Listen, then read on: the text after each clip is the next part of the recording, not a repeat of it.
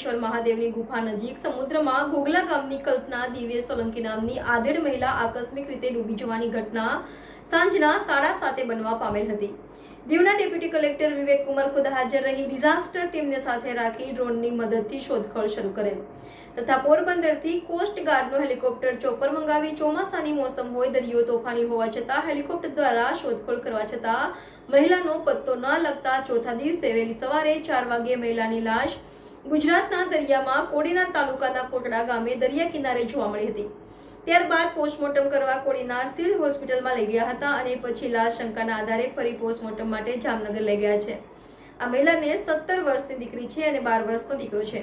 આ સમાચારથી ઘોઘલા ગામ શોકમાં છવાઈ ગયું છે. Bureau chief reporter Prakashbhai Solanki, NN news Diu. દર્શક મિત્રો, તમારી આસપાસ બની રહેલી અવનવી ઘટનાઓ વિશે જાણવા માટે NN ન્યૂઝને લાઇક કરો, શેર કરો, સબસ્ક્રાઇબ કરો અને બેલ આઇકન પ્રેસ કરો જેથી આપને નોટિફિકેશન્સ મળતી રહે.